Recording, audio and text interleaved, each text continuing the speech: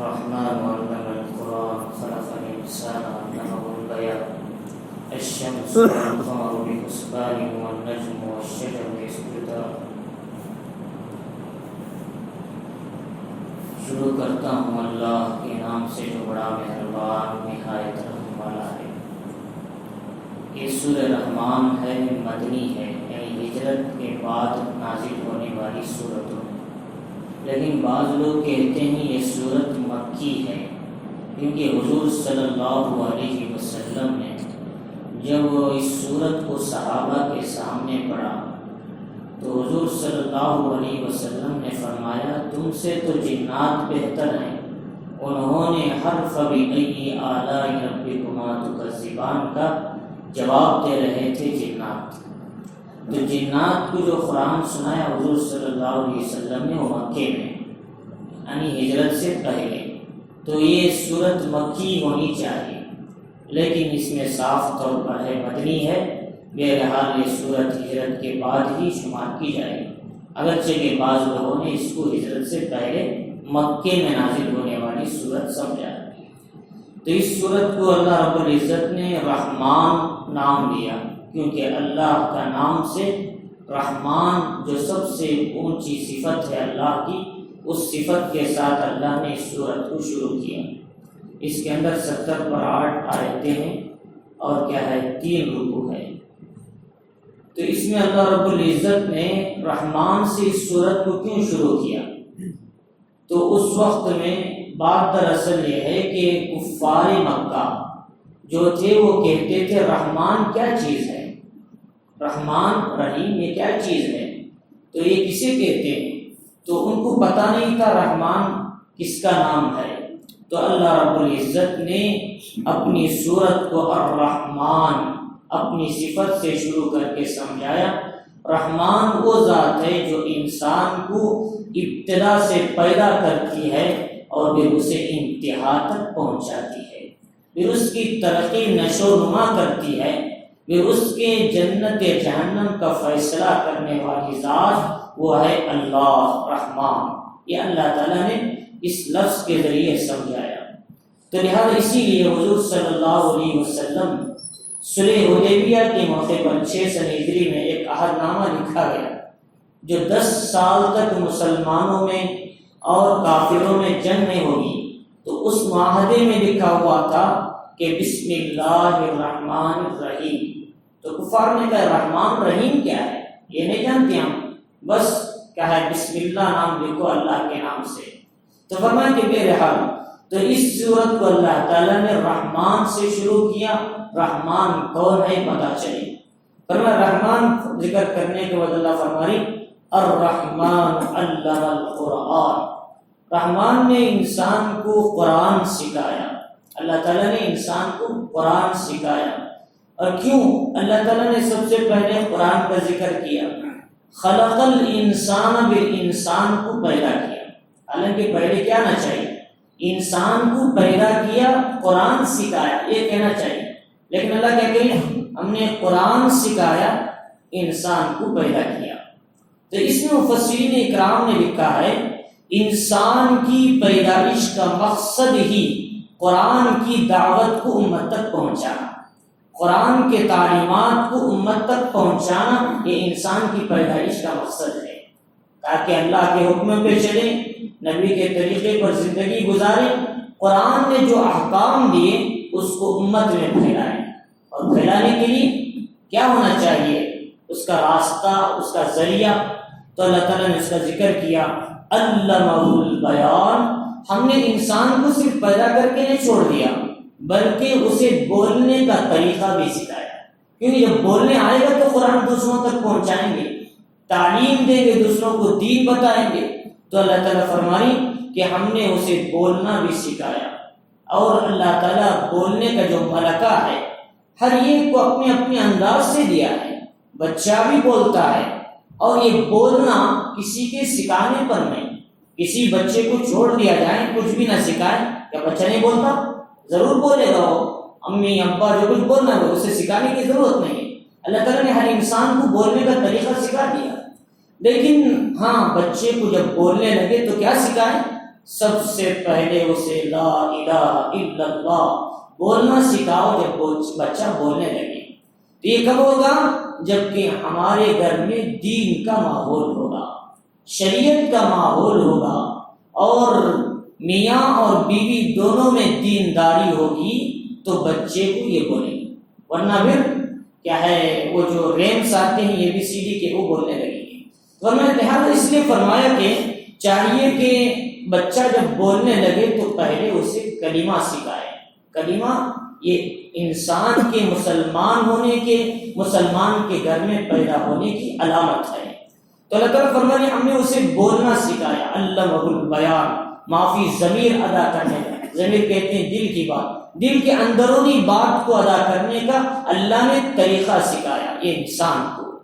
اور فرمایا اسی لیے جب اللہ تعالیٰ جب کسی کو ملکہ دیتے ہیں بولنے کا، ان من البیان لسحرا، کچھ زبان کچھ باتیں انسان کی زبان سے نکلتی ہیں جو جادو سے اثر کرتی ہیں انسان پر۔ کتنے لوگ ایسے ہی کہیں اللہ والوں کے بیان کو سن کر اپنی زندگیوں میں تبدیلیاں لائی، کیوں؟ اللہ نے ان کے زبان میں اثر رکھا ہے۔ حضرت جعفر صادق رضی اللہ تعالیٰ عنہ جو جعفر طیار کہتے ہیں، حضرت علی کے بھائی تھے، تو وہ جب حبشہ گئے تو حبشہ میں آپ نے کیا ہے جب پکڑنے کے لیے مکے والوں نے اپنا قاصد بھیجا، ہمارے کچھ غلام تمہارے حبشہ میں آ کر رکے ہوئے، تو اس نے وہاں کا جو اسمہا نجاشی بادشاہ تھا بلا کر پوچھا کہ تم ہمارے وطن کیوں آئے ہو حبشہ مکہ چھوڑ کر، یہ لوگ تمہیں لینے کے لیے آئے، تمہارے پاس دلیل کیا ہے؟ حضرت جعفر صادق رضی اللہ تعالیٰ عنہ نے ان کے سامنے وہ تقریر کیا جتنے عیسائی تھے ان کے آنکھوں سے آنسو آنے لگے۔ تو یہ تھا کبھی کبھی بیان میں جادو سے اثر ہوتا ہے۔ ان من البیان لسحرا، کچھ بیان میں کیا ایسے ہوتے ہیں جن میں جادو کا اثر ہوتا ہے، سامنے والے اس سے متاثر ہوتے ہیں۔ حضرت شہاب الدین کیا ہے خواجہ بہاؤالدین نقشبندی رحمۃ اللہ علیہ، یہ تاشقند بخارا کے رہنے والے تھے، جب بولنے لگتے تو لوگ آپ کے 2 جملوں میں اپنی زندگی بدل لیتے تھے۔ آپ کے 2 جملوں سے سامنے والے کی زندگی بدل جاتی تھی، گناہوں سے توبہ کر لیتے تھے۔ یہ ان کی زبان میں اللہ تعالیٰ نے وہ اثر دیا تھا۔ تو فرمایا کہ اللہ تعالیٰ فرما رہی الشمس والقمر بحسبان، اللہ تعالیٰ نے سورج اور چاند جو بنائے یہ اپنے اپنے دائرے میں چل رہے ہیں۔ کبھی ایسا ہوا سورج آج میں نے یہاں تک چھٹی لے لیتا ہوں، چاند نے کہا کبھی ایسا نہیں، کبھی چاند نے کہا کہ میں کریکٹ 20 پر 9 دن کیا ہے 20 پر 8 دن نکلتا ہوں، آج میں 25 دن کو نکلوں گا، ایسا نہیں کہ ہر ایک اپنے دائرے کار میں کریکٹ چل رہے ہیں، اللہ کی اطاعت میں لگے ہیں۔ اور للشمس ينبغي لها ان تدرك القمر ولا الليل سابق النهار كل في فلك يسبحون۔ اللہ تعالیٰ فرمانی کبھی سورج کو یہ اجازت نہیں، للشمس ينبغي لها ان تدرك القمر، چاند کو جا کر ایسا ڈھکل دے، ایسا ہارا ٹھکر جائے نہیں کہ کہیں ان اسی طریقے سے اللہ تعالیٰ نے چاند کے بارے میں بھی کہا کہ وہ بھی اپنی جگہ سے تجاوز نہیں کرتا، کل فی فلک یسبحون، ہر ایک اپنے حد کے اندر چل رہے ہیں، کبھی وہ اپنے حد سے آگے نہیں بڑھے، کیوں؟ اللہ کے حکم کے تابع ہے، سب کے سب اللہ کے حکم کے نیچے چل رہے ہیں، اللہ کے حکم کو نہیں توڑ رہے، اگر توڑ رہے ہیں تو انسان ہے، اللہ کی ہزاروں نعمتیں کھا کر بھی اللہ کی ناشکری کر رہے ہیں۔ فرمایا اللہ تعالیٰ فرمائی کہ ہر ایک اللہ کی اطاعت میں چل رہے ہیں، بحسبان، اپنے مدار میں حساب سے چل رہے ہیں۔ فرمایا والنجم والشجر یسجدان، چاند یعنی ستارے یعنی تارے اور یہ درخت یہ بھی اللہ کو سجدہ کر رہے ہیں، یہ دونوں سجدے میں ہیں۔ اس کو علماء نے بعد میں والنجم کا لفظ بے تنے کے درخت ذکر کیا۔ ایک نجم کے ایک معنی آتی ہیں ستارہ جو رہتا ہے اوپر تارا، ایک ہے بے تنے کے درخت، جیسے کدو کی بیلیں ہوتی ہیں یا انگور کی بیلیں ہوتی ہیں، کا تنا نہیں ہوتا، کھڑتی نہیں، وہ جھکی ہوتی ہے۔ تو یہ جتنی مخلوقات ہیں جو بے تنے کے درخت ہیں، تنے والے ہیں، جو اپنے پیڑ پر کھڑتی ہیں، یہ درخت ہو ستارے ہو، سب کے سب خدا کے سامنے سجدے میں لگے ہوئے ہیں۔ الم تر ان اللہ یسجد لہ من فی السماوات ومن فی الارض والشمس والقمر والنجوم والجبال والشجر والدواب، اللہ تعالیٰ کے سامنے سب کے سب سجدہ کریں، آسمان کی مخلوق، زمین کی مخلوق، سورج، چاند، ستارے، درخت، چوپائے، سب کے سب سجدے میں لگے ہوئے ہیں۔ وَإِن مِّن شَيْءٍ إِلَّا يُسَبِّحُ بِحَمْدِهِ، دنیا کی ہر چیز تسبیح کرتی ہے، وَلَٰكِن لَّا تَفْقَهُونَ تَسْبِيحَهُمْ، تم ان کی تسبیح کو سمجھ نہیں سکتے۔ درخت بھی تسبیح کر رہا ہے، پرندے بھی تسبیح کر رہے ہیں، جھاڑ بھی تسبیح کر رہا ہے، پتھر بھی تسبیح کر رہا ہے، کہ کائنات کے ذرہ ذرہ بھی خدا کی یاد سے معمور ہے، یہ اللہ کی ذات ہے۔ جب اسی لیے تم جب اللہ کی قدرت پہ ذرا غور تو کرو، سمجھ میں آئے گا ان دنیا کا پیدا کرنے والی ذات، یہ سرسبز و شاداب وادی، سمندر، پہاڑ، نالے، ندیاں، یہ کائنات کا نظام جب تم غور کرو گے تو اس پہ سمجھ میں آئے گا یہ پیدا کرنے والی ذات اللہ کی ہے۔ وفی کل شیء لہ آیۃ تدل علی انہ واحد، ہر چیز میں خدا کی نشانی ملتی ہے اور وہ اس بات کی گواہی دیتی ہے ان پوری کائنات کا چلانے والا ایک اللہ ہے۔ ورنہ اس لیے اللہ تعالیٰ فرمائی کہ سورج اور چاند ستارے بھی سجدے میں لگے ہوئے ہیں۔ فرمایا والسماء رفعها، آسمان کو اللہ نے بلند بنایا۔ سورہ تبارک الذی اللہ تعالیٰ فرمائی خلق السماوات والارض، اسی طرح ایکم احسن عملا، کہ اللہ تعالیٰ اس کے بعد فرمایا ہم نے آسمان کو 7 حصوں میں بنایا، طبق بطبق بنایا۔ ہل تری من فطور، کہیں آسمان میں تم کہیں پھٹن دیکھتے ہو؟ نہیں۔ اگر کوئی آدمی 200 سے 200 فٹ کا بڑا شامیانہ ڈالے تو اس کے اندر کتنے پیاچز ہوتے ہیں، کتنے چھگلے ہوتے ہیں۔ اللہ نے آسمان کو بنایا، کہیں چھگلا نہیں، کہیں کوئی پیاچ نہیں، کہیں کہیں پلر نہیں، جبکہ ہم 50 سے 50 ڈالنے کے لیے پلر کی ضرورت پڑتی ہے کتنی۔ تو اللہ تعالیٰ فرمانی اتنا بڑا آسمان بنایا، کہیں پیاچ نہیں، کہیں پلر نہیں، کہیں ہو تو بار بار نظر دوڑا کے دکھاؤ، آسمان کے قریب جا کے دکھاؤ، لیکن آسمان میں کہیں نقص نہیں پاؤ گے، یہ اللہ کی ذات ہے۔ تو فرمایا هل ترى من فطور ثم ارجع البصر كرتين ينقلب اليك البصر خاسئا وهو حسير، تمہاری آنکھیں بیزار ہو جائیں گی، تم تھک جاؤ گے، لیکن پوری کائنات چھان کر دیکھ لو، آسمان میں کہیں گڑبڑ نظر نہیں آئے گی، یہ اللہ کی ذات ہے۔ تو اللہ تعالیٰ فرمانی کہ اللہ نے آسمان کو بلند کیا، ووضع المیزان، ترازو کو رکھا، انصاف کو۔ تو میزان کا ترجمہ بعض نے انصاف کیا، بعض نے ترازو، بہرحال ترازو کے بھی وہی معنی، انصاف کے بھی وہی معنی۔ تو یعنی اللہ تعالیٰ نے انصاف کو اتارا، انصاف کو اللہ تعالیٰ پسند کرتے ہیں اور انصاف کرنے والے کو اللہ تعالیٰ پسند کرتے ہیں۔ اور فرمایا اسی لیے نوشیرواں ایک بادشاہ گزرے ہیں، ان کا انصاف دنیا میں اتنا مشہور تھا، ان کے نام کے ساتھ آ گیا نوشیرواں کا انصاف، عدل والے بادشاہ۔ تو فرمایا محمود غزنوی عدل والے بادشاہ۔ تو فرمایا اللہ تعالیٰ فرمانی اللہ تطغوا فی المیزان، کہ اور تم کیا ہے انصاف کرنے میں حد سے آگے نہ بڑھ سکو، حد سے تجاوز نہ کر سکو، کہ حد سے جب آگے بڑھو گے تم انصاف کرنے میں تو کیا نتیجہ ہوگا؟ ظلم بن جائے گا، اور ظلم کا نتیجہ قیامت کے دن اندھیریوں کی شکل میں نظر آئے گا۔ الظلم ظلمات یوم القیامہ، قیامت کے دن ظلم اندھیری شکل میں ہوگا، اسے راستہ نہیں ملے گا۔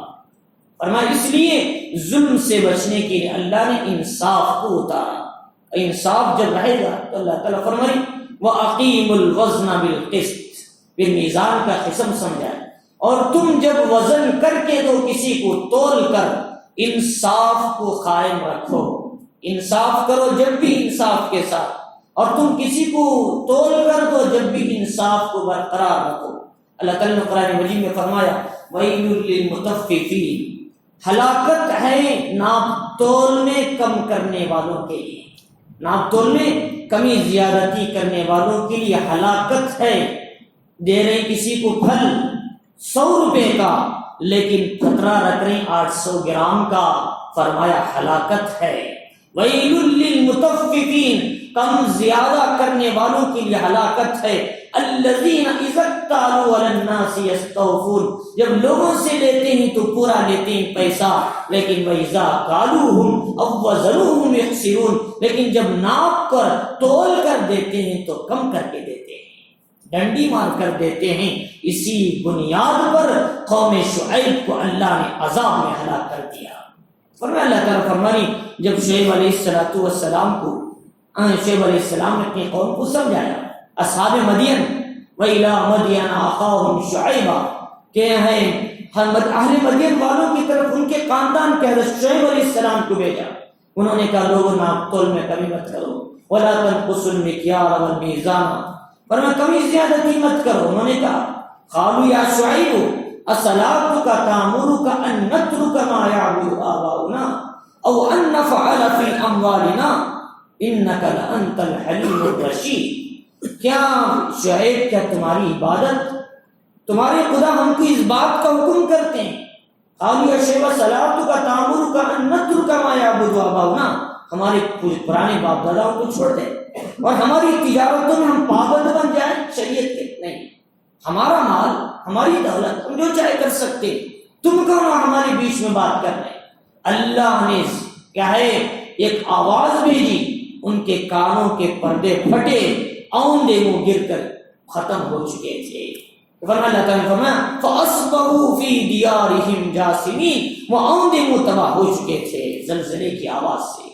تو اللہ تعالیٰ فرمائی کہ اس طریقے سے قوم شعیب کو اللہ تعالیٰ نے ناپ تول کی بیماری کی وجہ سے ختم کر دیا۔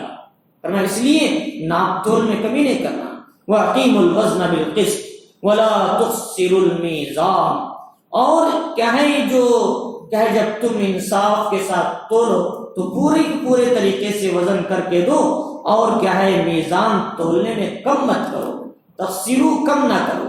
والارض وضعها للانام، اور اللہ نے مخلوقات کے لیے زمین کو بچھا دیا اور زمین کو نرم بنایا۔ زمین اگر سخت ہوتی تو بھی انسان اس زمین پہ کیسے چلتا؟ سورہ تبارک الذی میں اللہ تعالیٰ نے یہ بھی بتایا کہ اگر زمین سخت ہوتی تو زمین پہ انسان نہیں بستے۔ پتھروں پہ چل کر دیکھو، کبھی گاڑیاں کبھی پہاڑوں میں چل سکتی ہیں، پوری زمین پہاڑی ہوتی تو کون چلتا؟ اللہ نے زمین بنایا، گھر بنائے، اطمینان سے ہم پانی زمین سے نکال لیتے ہیں، یہ سب اللہ کی قدرت ہے، اس میں غور کرو۔ تو اللہ تعالیٰ فرمانے فیہا فاکہۃ والنخل ذات الاکمام، میں اس زمین میں اللہ نے میووں کو پیدا کیا اور غلاف والے کھجوروں کو پیدا کیا۔ پہلے کھجور نکلتا ہے، ڈائریکٹ کھجور نظر نہیں آتا، بلکہ اس کے اوپر غلاف چڑھا رہتا ہے، پردہ۔ جب کھجور اندر سے پکنے لگتا ہے غلاف چھڑ کر نیچے گر جاتا ہے۔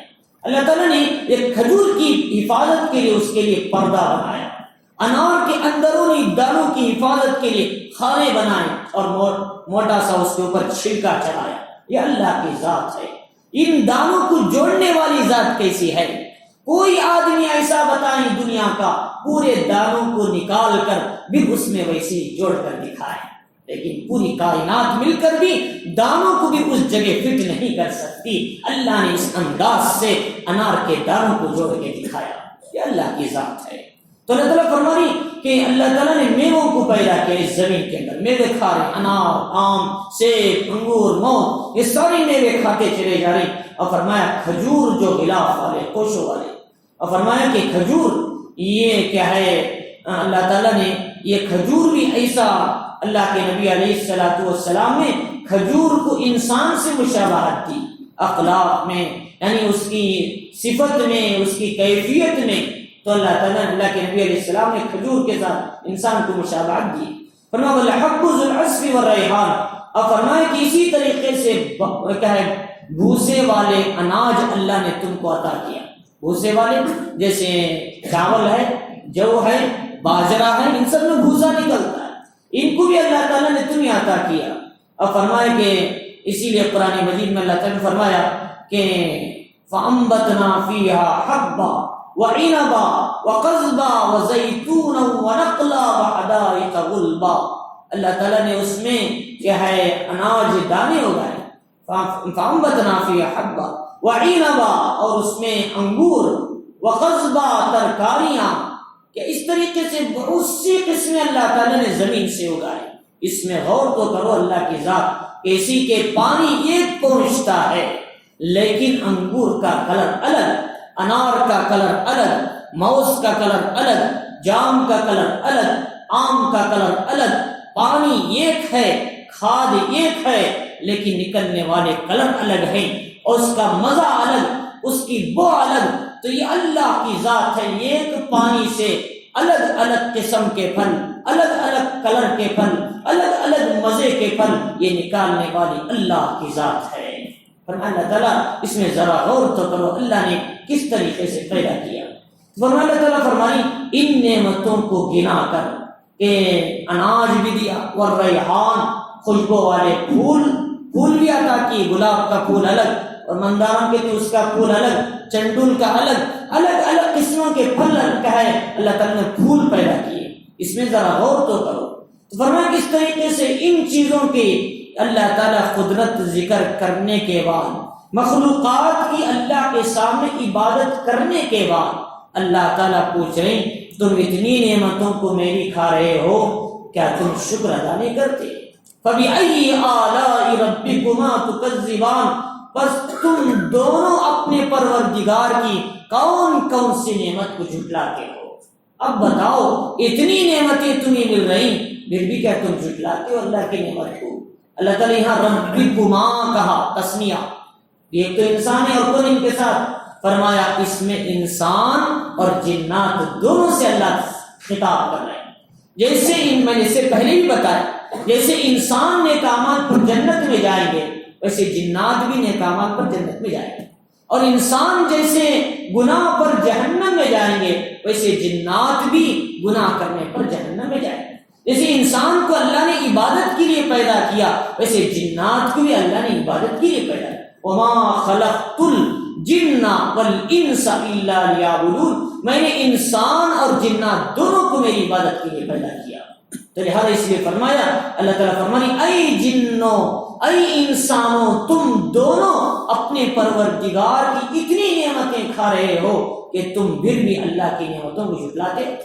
فرمایا اللہ تعالیٰ فرمانی کون کون سی نعمت کو جھٹلاتے ہو؟ اللہ نعمتوں کی یاد دلا. تقریباً 30 پر ایک بار اللہ نے اس آیت کو اس صورت میں لایا، 30 پر ایک بار.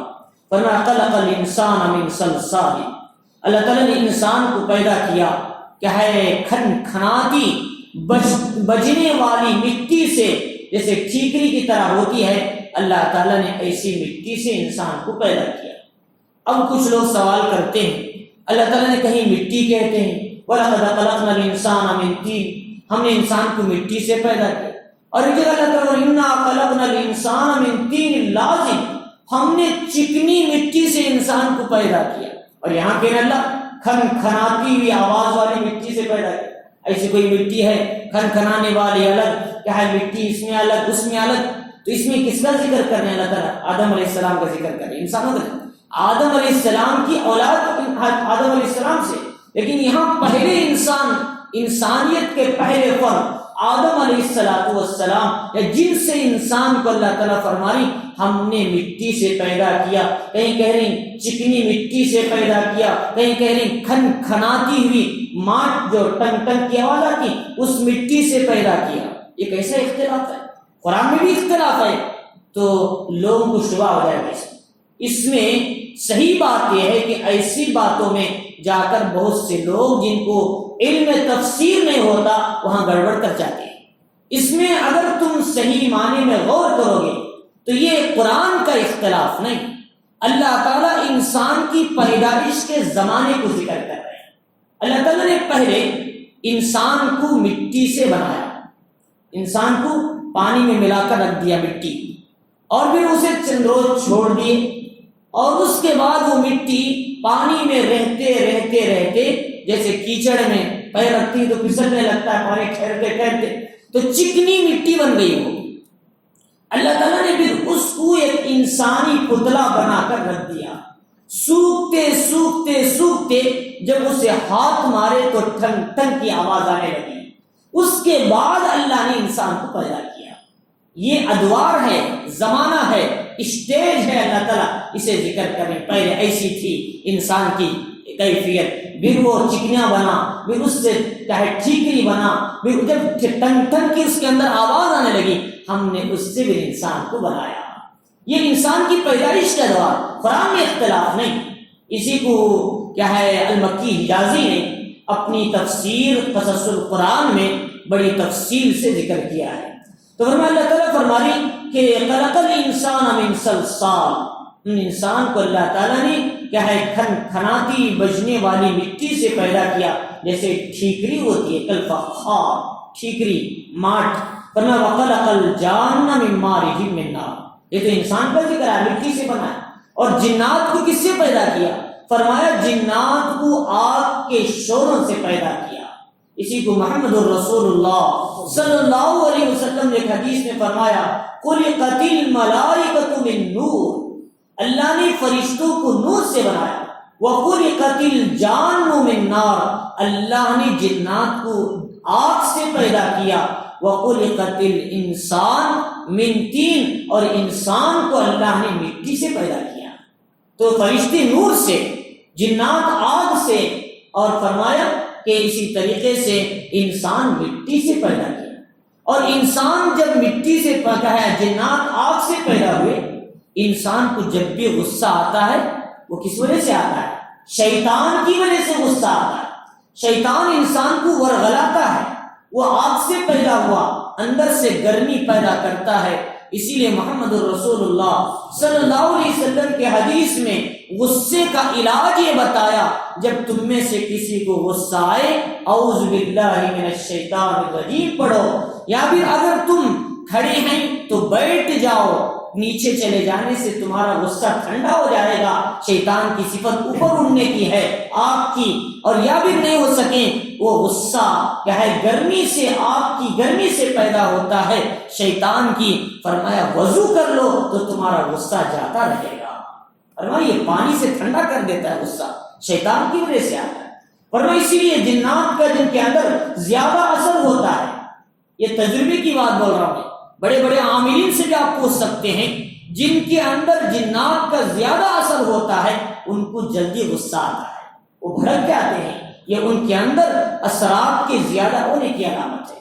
پھر تھوڑی تھوڑی بات پر غصہ آ جاتا ہے، تھوڑی تھوڑی بات پر بڑی گلی پہ آ جاتے ہیں، یہ جنات کی اثرات کی علامت ہے۔ پھر اسے کیا کرنا؟ منزل کی آیتیں پڑھتے تو کافی ہے، عاملوں کے پاس پھرنے کی ضرورت نہیں ہے۔ تو اللہ تعالیٰ فرمائی کہ فَبِأَيِّ آلَاءِ رَبِّكُمَا تُكَذِّبَانِ، پھر تم اپنے پروردگار کی کن کن نعمتوں کو جھٹلاتے ہو۔ اللہ تعالیٰ پوچھ رہے ہیں، ایک بات بول رہے ہیں پوچھ رہے ہیں، ایک بات بول رہے ہیں پوچھ رہے ہیں کہ یہ بھی اللہ تعالیٰ نے انسان کو پیدا کیا، 3 اندھیریوں میں بنایا، صحیح سالم بنایا، تمام اعضاء کو ٹھیک بنایا۔ اگر اللہ ایک رگ ہی فرق کر دیتے، ایک دماغ ہی فرق کر دیتے، آنکھ نکال کر پیشانی پہ دے دیتے، منہ نکال کر گلے پہ دے دیتے، تو انسان کا شکل کتنی بدنما نظر آتی۔ اللہ نے صحیح سالم خوبصورت انسان بنایا، کیا اس پر اللہ کا شکر ادا نہیں کرتے؟ اللہ کی نعمتوں پہ غور نہیں کرتے؟ تو اللہ تعالیٰ فرمانی کہ اس پر بھی غور کرو۔ مرج البحرین یلتقیان، 2 سمندر ایک ساتھ چلتے ہیں، اور کیسے؟ دونوں مل کر چلتے ہیں۔ یہ میٹھے پانی کا سمندر، یہ کھارے پانی کا سمندر، یہ 2 سمندر بحر روم، بحر فارس، بحر خلیج جسے کہتے ہیں۔ تو میرے بازو نے بحر ہند، ہندوستان کا سمندر، بحر روم، دونوں مل کر چلتے ہیں اور جا کر پھر الگ ہو جاتے ہیں، لیکن یہ سمندر اس میں ملتا نہیں، یہ ادھر چلتا ہے، ادھر چلتا ہے، یہ کھارے پانی کا، یہ میٹھے پانی کا۔ اللہ تعالیٰ فرمائے ان دونوں سمندروں سے کیا ہے موتی، چھوٹے اور بڑے موتیوں کو بھی اللہ کی ذات نکالتی ہے۔ یہ دونوں پانی نہیں مل رہے، ان کو روکنے والی ذات کون ہے؟ وہ اللہ کی قدرت ہے۔ یہ پانی اس میں نہیں ملتا، یہ پانی اس میں نہیں ملتا، کھارا پانی ادھر ہوتا ہے، میٹھا پانی ادھر ہوتا ہے، دونوں آ کر یہاں ٹکر مار کے کھڑ جاتے ہیں، یہ اس میں نہیں آتے، اس میں نہیں آتا، یہ اللہ کی ذات ہے۔ اللہ فرمائی مرج البحرین یلتقیان، 2 سمندر مل کر آپس میں چلتے ہیں، ان دونوں کے درمیان آڑ ہے اللہ کی قدرت کی۔ فرمایا لا یبغیان، وہ اس سے بڑھ کر دوسرے میں نہیں گھس سکتے، یہ اللہ کی ذات ہے۔ اور فرمایا فبأي آلاء ربكما تكذبان، بس تم دونوں اپنے پروردگار کی کون کون سی نعمت کو جھٹلاتے ہو۔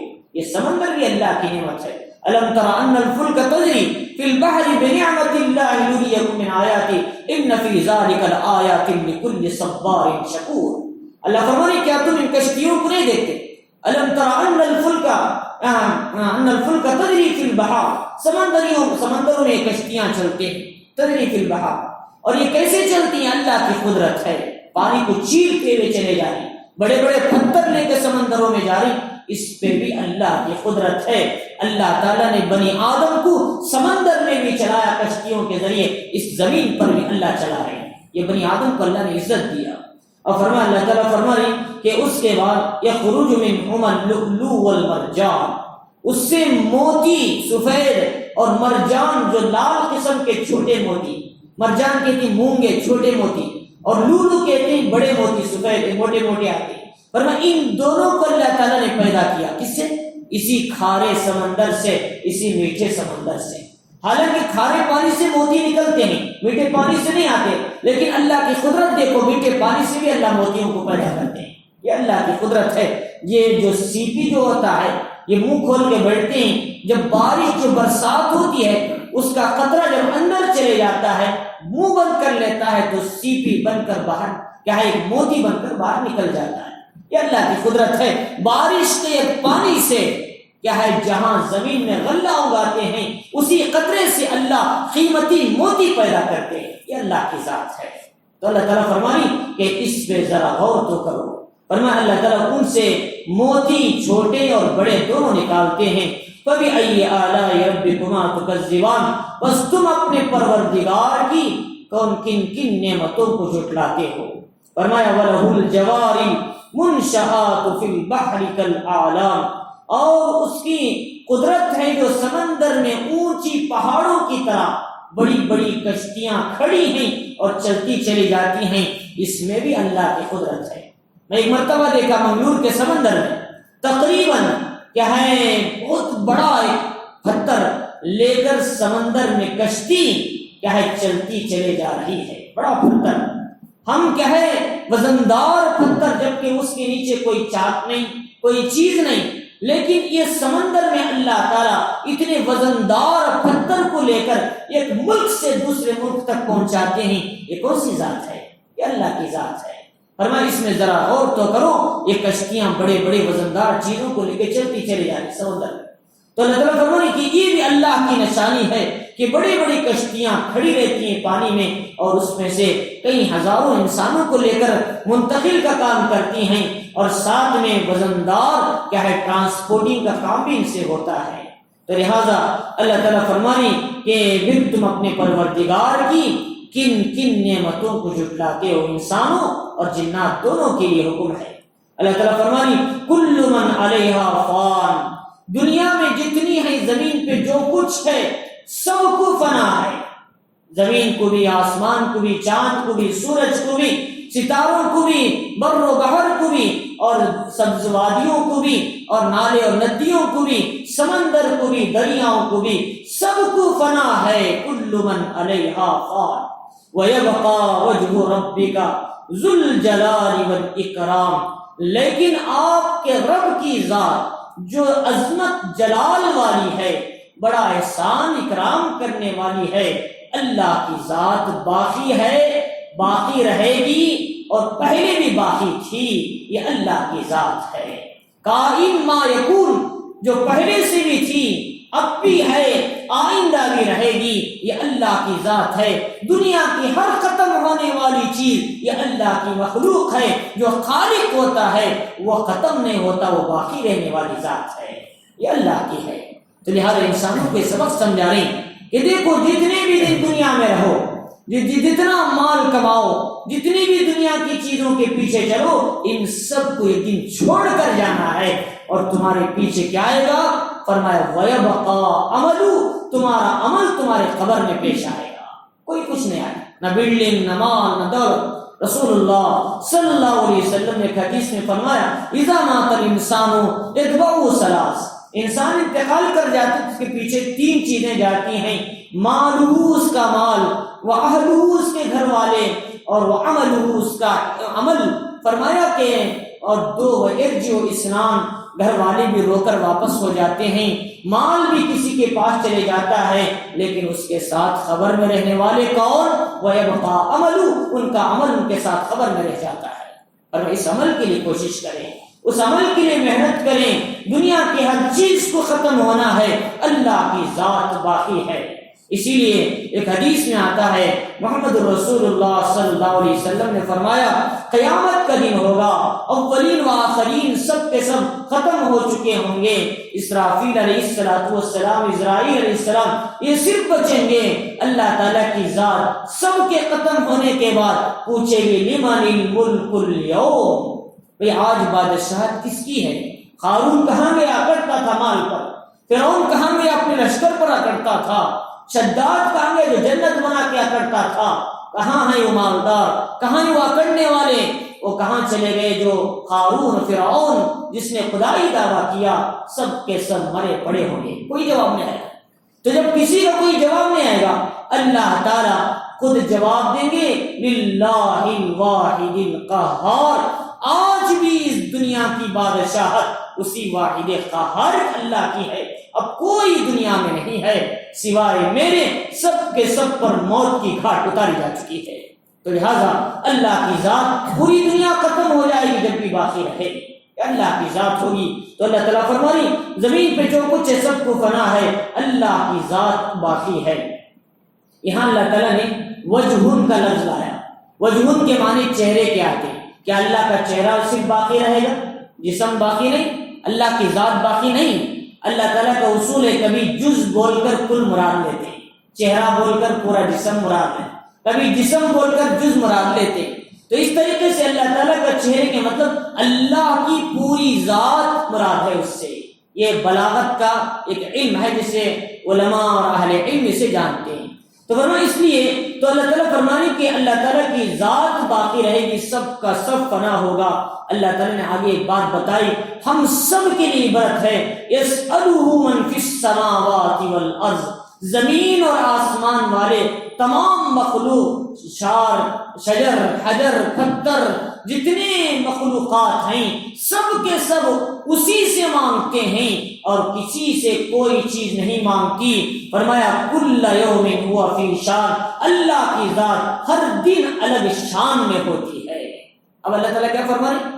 دنیا کی تمام مخلوقات اسی سے مانگتے ہیں، مچھلی اس کا کھانا بھی اللہ ہی سے ملتا ہے، اور کیا ہے سمندری جانور اللہ کھلاتے ہیں، اور کیا ہے درندے اللہ کھلاتے ہیں، انسان کو اللہ کھلاتے ہیں، مخلوقات کو اللہ کھلاتے ہیں، جتنی دنیا کی مخلوقات ہیں سب اس کے سامنے سجدہ ریز ہیں، سب اسی سے مانگتے ہیں، لیکن انسان جب خدا کی ذات سے مایوس ہو کر مخلوقات کے سامنے سر جھکا دیتا ہے، یہ انسان کی ذات ہے۔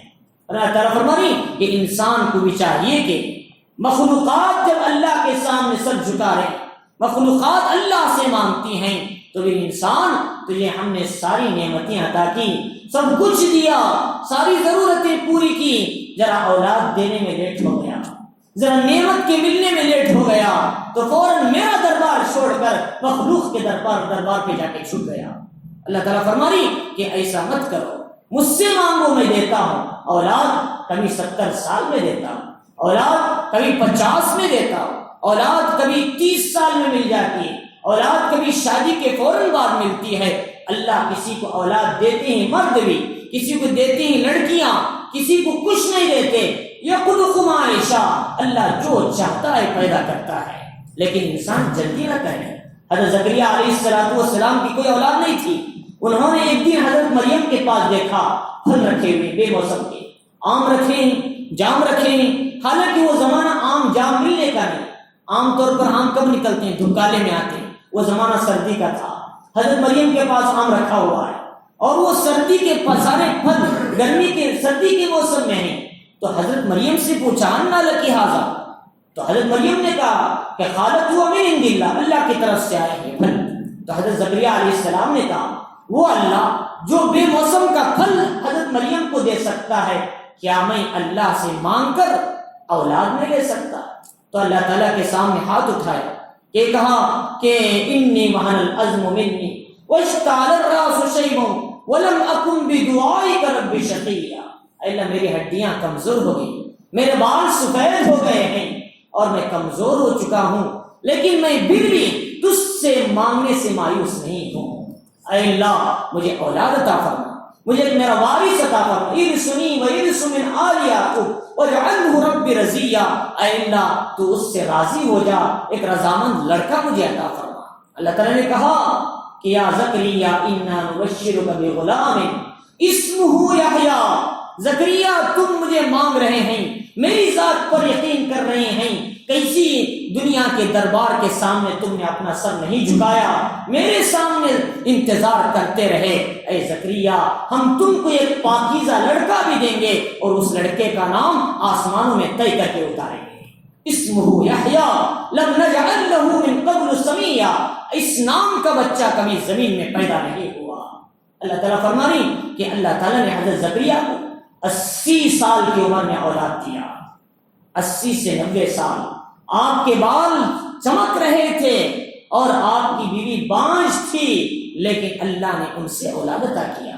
ہمارے ہندوستان کے حضرت مولانا حسین احمدی رحمۃ اللہ علیہ، جن کی ایک بیٹا 65 سال کی عمر میں ہوا، 60 پر 5 سال کی عمر میں حضرت حسین احمد مدنی کو ایک لڑکا پیدا ہوا جن کا نام آج بھی ہے اسجد مدنی۔ اب سوچو 60 پر 5 سال کی عمر میں کوئی آدمی سوچ سکتا ہے اولاد ہونے کے لیے؟ اللہ تعالیٰ 60 پر 5 سال کی عمر میں اولاد دی۔ حضرت ابراہیم کو 110 سال عمر، حضرت سارہ کی 90 سال، حضرت اسحاق عطا کی۔ تو اللہ تعالیٰ فرمانی کہ اولاد میں یا ضرورتوں میں، حاجتوں میں اللہ کو چھوڑ کر کسی کے سامنے سر نہ جھکاؤ، بلکہ پوری مخلوق مجھ سے مانگتی ہے، پھر تم مخلوق کے سامنے کیوں جاتے ہو؟ فرمایا اس لیے ہمیں چاہیے کہ اللہ کے سوا کسی اور سے نہیں مانگنا۔ اللہ تعالیٰ اسی کو ذکر کر رہے ہیں، یسألہ من فی السماوات والارض، آسمان زمین کی تمام چیزیں اسی سے مانگتی ہیں۔ وکل یوم هو فی شان، ہر دن ایک شان میں ہوتا ہے، کسی کو تمنگر بناتا ہے، کسی کو غریب بنا کے روڈوں پہ پھینک دیتا ہے، کسی کو بیمار کر دیتا ہے، اسپتالوں میں ڈال دیتا ہے، کسی کو صحت دیتا ہے، کسی کو عزت دیتا ہے، کسی کو ذلیل کرتا ہے، اور یہ اللہ کی شان ہے، اللہ جو چاہے کرتا ہے۔ کوئی پوچھ سکتا ہے مجھے بیمار کیوں کیا؟